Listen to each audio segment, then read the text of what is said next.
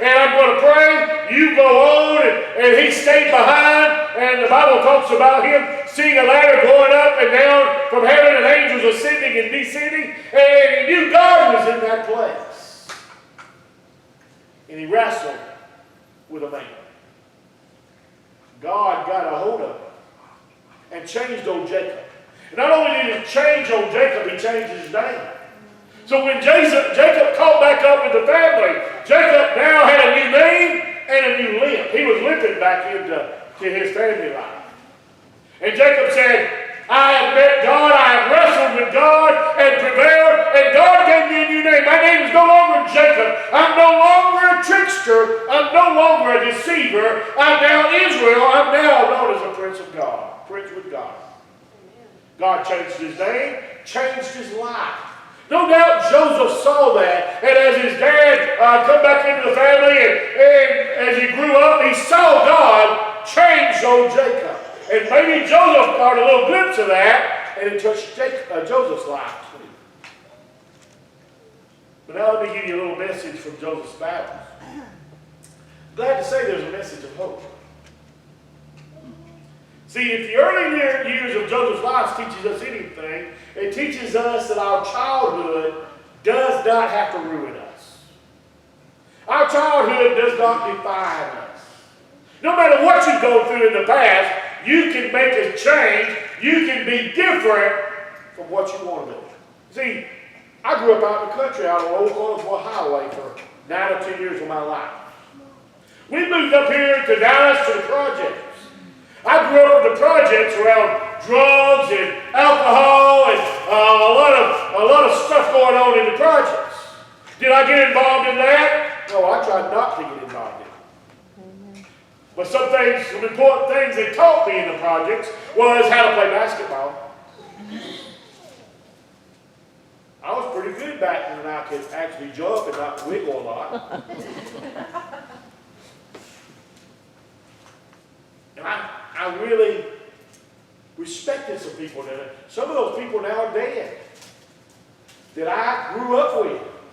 Some were younger than me. A few was older than me. But I watched them as they destroyed their life because they let their environment define them. We don't have to let our environment define us. We don't have to let our childhood define us. Joseph did. He had a message of hope. He saw what God did to his daddy. He saw how God changed it, changed his name, changed his walk, and changed his talk. Matter of fact, when Jacob come back into the household, you know what he did? He said, we get rid of all the household gods. All those are being put away. We're going to serve the one true and living God, Jehovah God. He got rid of all the gods out of their household. So Joseph saw a change. And see, don't use this cop-out. See, you may act a certain way and do a certain thing, and you go, well, that's just the way I was raised. That's a cop-out. People say, well, my mother was ill-natured, and that's how I am too. No. You don't have to be ill-natured. That's a choice you make. You don't have to be that way. Well, my parents were negative, and so am I. I just can't help it. No. You don't have to be that way. You don't have to be the same way and always be negative. You may say, well, a bad temper runs in my family, and I guess I come by it naturally. No. You don't have to stay that way. You can change. When I got up into the 9th grade, I was shy. Can y'all believe that? Y'all still with me so far? Yeah. Some of y'all smiling. I don't know whether you're asleep or awake. When I got into the 9th grade in high school, I was shy. I didn't speak a whole lot. I never would have dreamed God would have called me to preach for that matter. Because I wasn't even giving an oral report in front of the classroom for that matter. I'd taken an F before I'd stood up in front of anybody and say anything. And when I got into the 10th grade, something come over my life, and something got a hold of my mind saying, if I want to have friends, I'm going to have to show myself friendly. And I thought, what is it going to hurt? All I can do is be rejected. I've been rejected some in my life. What is it going to hurt? So what did I do? I changed my personality. And I went out and started being was more outgoing, and I began to talk to people and learn people's names and just have a good time, and people began to know me. What was funny is when me and Melissa started dating, what was you known as in high school? Eugene's girlfriend. That was her name. Eugene's girl. They didn't know her as Melissa. You know why? Because they knew me. I went through the school and I talked to people and I cut up with people. I'm the same now as I was then. It's just I'm a little bit more educated. In other words, I know a whole lot more about nothing than I used to know.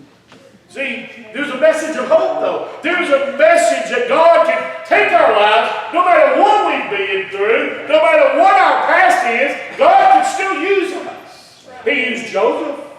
He's from a dysfunctional family. I don't know about you, but man, being mistreated by your brothers constantly, being put down constantly, of seeing all the other things that went on in that family with murder and incest and rape and the lying and the backbiting, boy, that would affect your life. There is a message of hope. If we can take anything away from the home of Joseph, it's the truth that our own homes could be sanctuaries of godliness. Your home is exactly what you want. If you want a content home, every mother and father in this room should fall down before the Lord and ask God's help to make your home the way you want it to be. Well, I prayed about it yesterday, preacher. I pray about it once a year. Well, that's probably not enough. If you want a godly home, it takes effort. It takes a lot of prayer. You got to saturate your home with prayer. You need to learn how to love on one another, love on God, and let that love of God saturate your home. And by the way, this is going to be the hard part. You're going to have to learn how to spend time with God. You learn how to spend time with God, then you begin to learn how to spend time with your family. You might see God do something great in your family. That's right. Now, I've made some mistakes along the way. I didn't always do what I needed to do with my kids. But I think they turned out pretty good.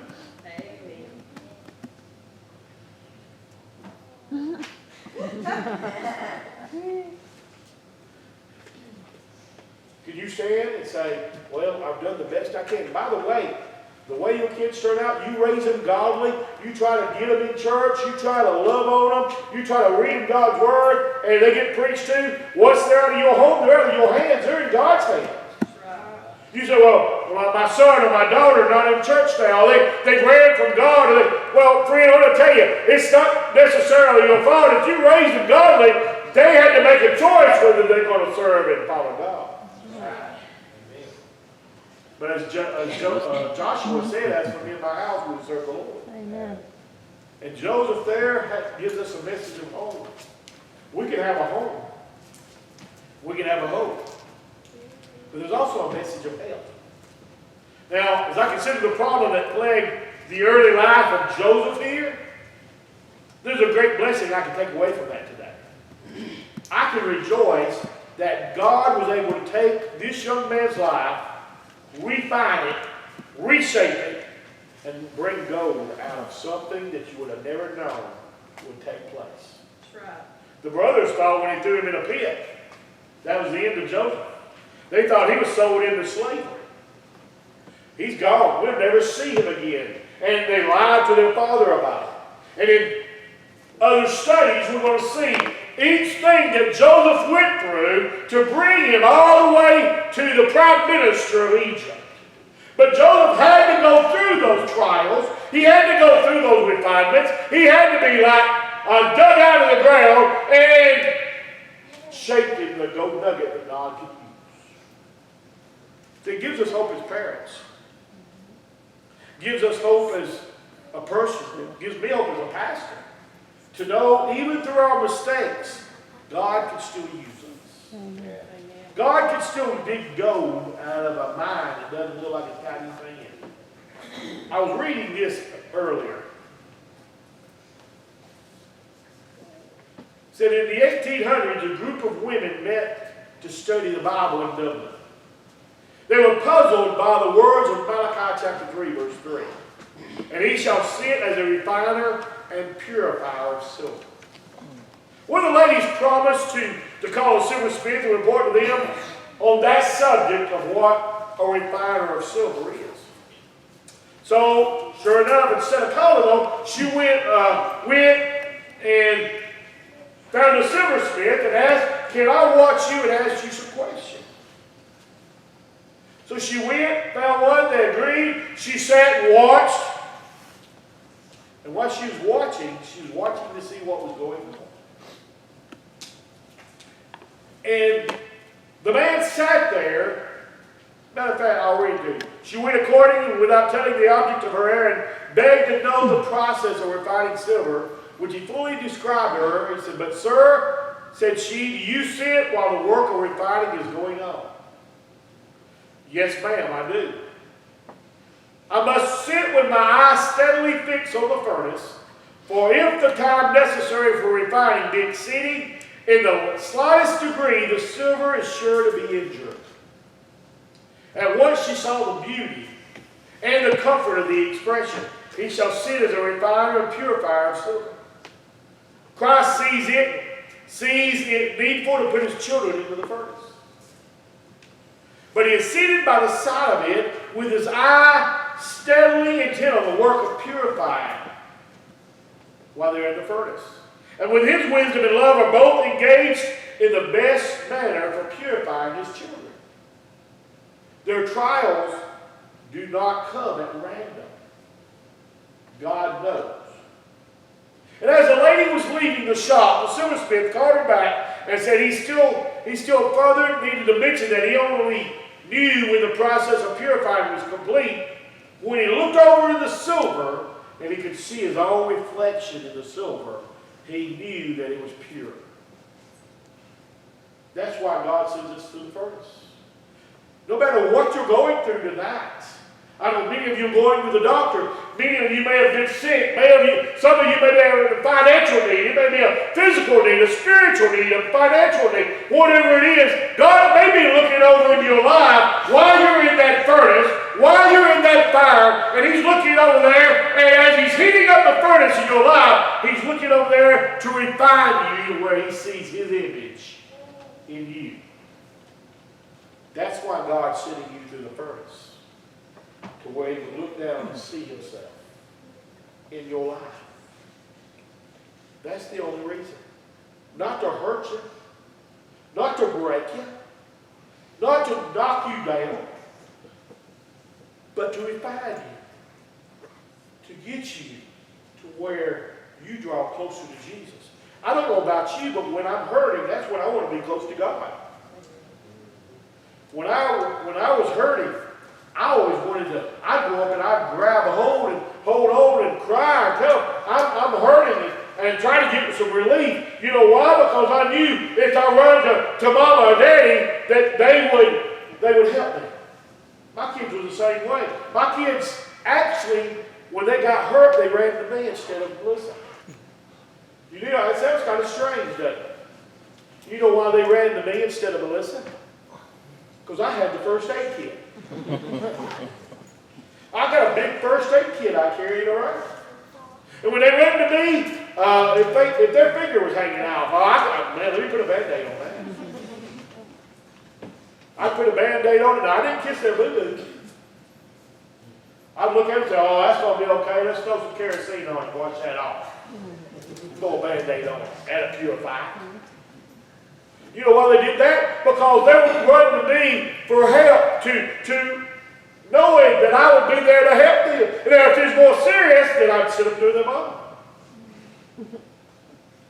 I know one time we had another preacher's kids over at our house. Benjamin and another boy was running through the house. And he was running through the house, Benjamin fell. And he got up and cried. I said, "Oh, boy, you okay? Go play." I think I broke my arm. I looked at it. I don't see that. Go play. He got back up, went and played. And then in just a little while, his arm was starting to swell up. And we took him to the emergency room. He had a broken arm. My bad. I had the same thing happen to me with my dad. I broke my arm, and it was the next day before my dad took me. Did he mean to do that? No, same way I did. But sometimes the hurting is there to show us we have a need. And God is sending us through the hurt to refine us. And as we do this study on Joseph, tonight's just the introduction to introduce you to Joseph. Joseph was a young man. Joseph came from a dysfunctional family. Joseph had a lot of heartaches and a lot of heartbreaks. And as we study his life, you'll see it more in depth. I recommend don't miss this, because you're going to learn a lot from Joseph. In the weeks to come, you'll see what Joseph went through. You'll see how Joseph endured it and how Joseph came out on the top side because God refined him, getting him ready for the position he needed to be. Maybe God's getting you ready to retire. And as God's getting you ready to retire, He may get you ready to retire. He may be setting you up to where you depend upon Him a little bit more rather than on self. I don't know what God's doing in your life. Only God knows that. And only you can communicate that to God. Let's stand tonight. I think I need to unhitch the wagon right there. I'm going to ask you to bow your heads.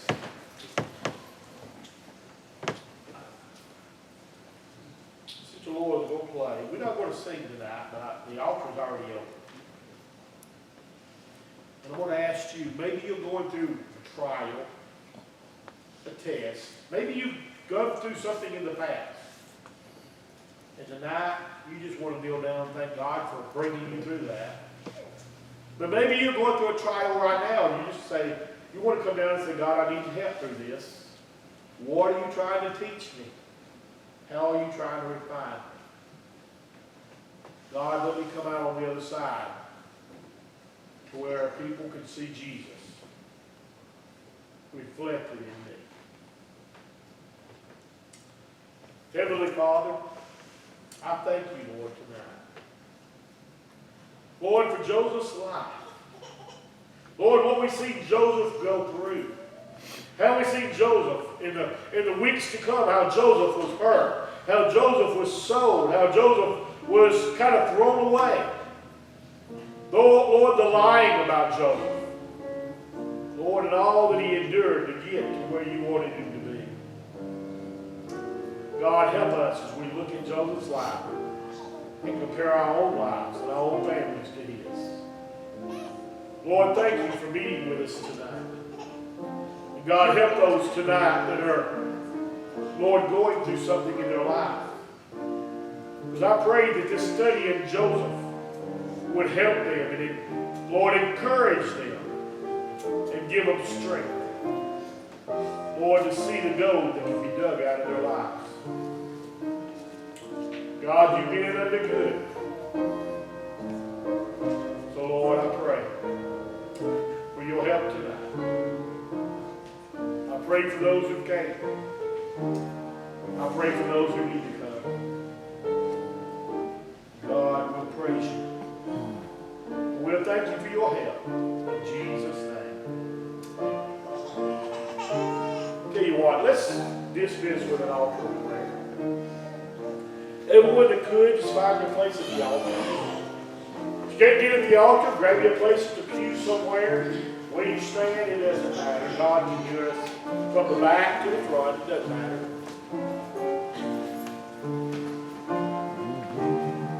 But maybe there's something you need to talk to God about tonight. Maybe you know of a need of somebody else's that need to be brought before God. And you want to be that intercessor. Bring that need before God. Let's go to God in prayer tonight. Heavenly Father, thank you so much, Lord, for Joseph's example. Lord, we don't have to let our families define us. We don't have to let the circumstances destroy us. God, we don't have to let, Lord, the storms around us, Lord, deter us. But God, we can stand up faithful and true, knowing that you're going our hand. And that God, through the storms and the trials and the testings and the tears, that God is shaking us, making us a vessel fit for use. Lord, I pray for each man and woman and boy and girl that is here tonight. God, you know what they need in their life. You know what they're struggling with. God, you know what they're trying to endure. Give them strength. Build a concrete wall around them, Lord. Protect them. And let us see through this life of Joseph how we can come out on the other side knowing that God, you're in charge. Thank you for meeting with us tonight. And Lord, we praise you. Lord, we ask this in Jesus' name. Amen.